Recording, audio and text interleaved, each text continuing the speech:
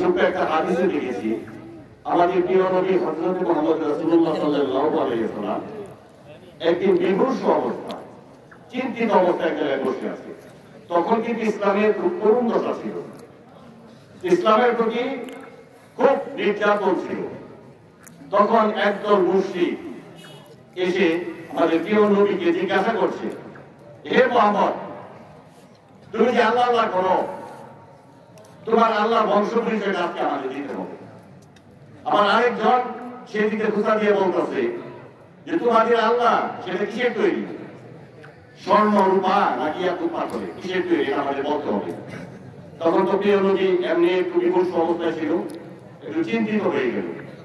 ঠিক সেই মুহূর্তে আল্লাহ সুবহানাহু ওয়া তাআলা জিবরাইল আলাইহিস সালাতু ওয়াস সালামের মাধ্যমে একটা ছোট্ট সূরা নাযিল করে দিলেন। কুরআনে 112 নম্বর একটা সূরা, মাত্র 4টা আয়াত, এক রুকুতে। কি আপনারা বলতে পারছেন না কোন সূরাটা? সূরা ইখলাস। ওই একবার সুবহানাল্লাহ বলেন।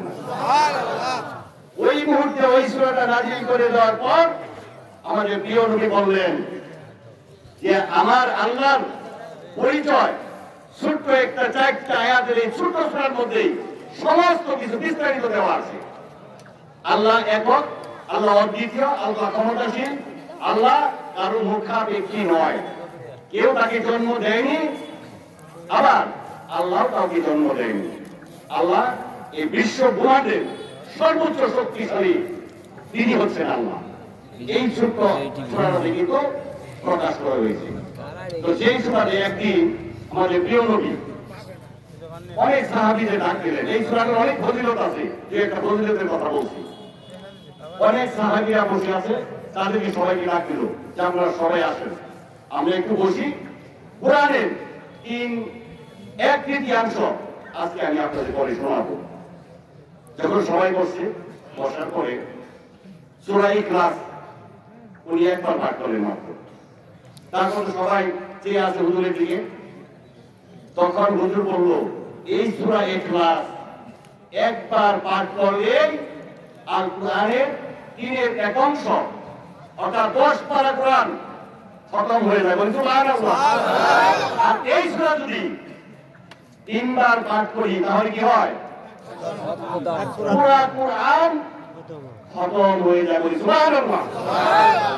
তাহলে এই সূরাটার ফজিলত আছে নাকি? তার আরেকটা নিদর্শন বলি, এই সূরাটা পড়ে যদি কোনো ব্যক্তি মারা যায়, তাহলে জিবরাইল আলাইহিস সালাম তার ওই মৃতের যে খাটকিটা আছে, এই খাটকিটা সে কাঁধে করে নিয়ে যাবে। বলে আবার বলি সুবহানাল্লাহ। আর কোন ব্যক্তি যদি এই সূরা ইখলাস পড়তে পড়তে মারা যায়, তারপরে 70,000 ফেরেশতা তার জানাজায় শরীক হবে। আবার বলুন সুবহানাল্লাহ।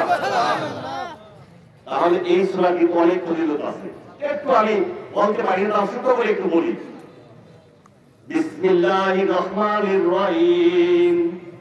কুল হুয়াল্লাহু আহাদ, আল্লাহুস সামাদ, লাম ইয়ালিদ ওয়া লাম ইউলাদ ওয়া লাম ইয়াকুল লাহু কুফুয়ান আহাদ।